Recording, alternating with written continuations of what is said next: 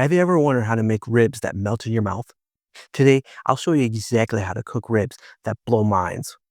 No fancy gear, just real barbecue skills that deliver. From picking ribs to smoking them just right, you'll own it. Let's get started.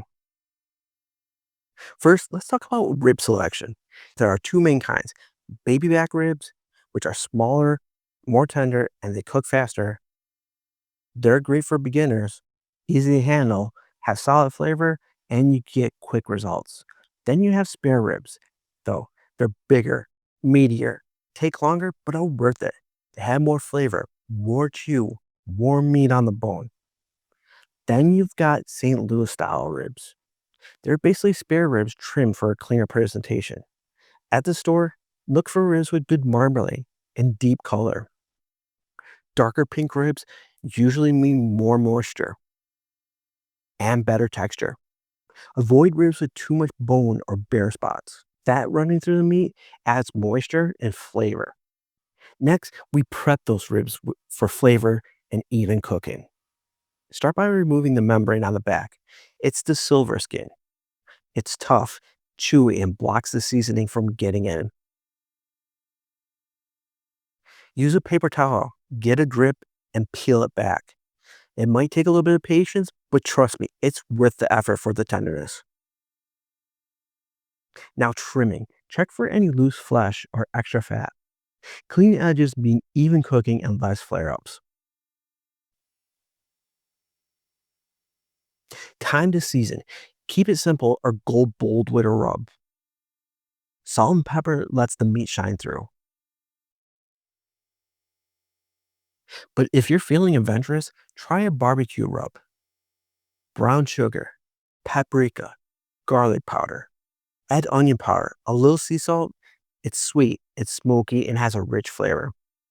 You're going to want to rub it on both sides. Get full coverage everywhere. And then you're going to let it rest for about 30 minutes so the seasoning soaks in deep.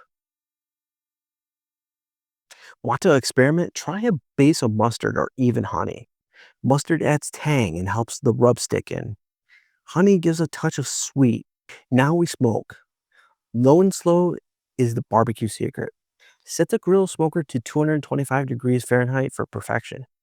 If using charcoal, set it up for indirect heat on one side.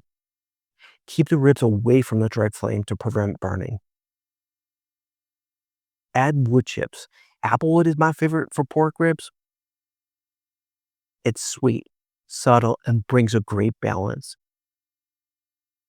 Hickory works too, or cherry wood. Each gives a unique character. Plan on 4 to 5 hours of smoking time. And patience here pays off big time. Trust the process. After about 3 hours, it's time to wrap the ribs. Wrapping locks in the moisture and makes the ribs extra tender. Use foil for softness or butcher paper for texture. Both work, just depends on your preference. Do you want more flavor? Add a little bit of butter or sauce before wrapping. Then back on the grill for another 1 to 2 hours. This step takes your ribs from good to great.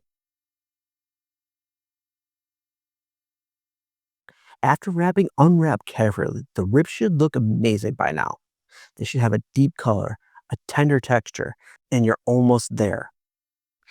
But now it's time to glaze. Brush your barbecue sauce lightly over the ribs. Not too much, just enough for a thin coating.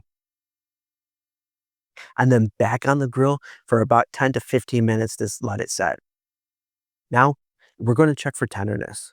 And we're going to use a thermometer, or you can use the bend test. The internal temperature should be right around 200 degrees Fahrenheit, and the meat should pull away from the bone easily.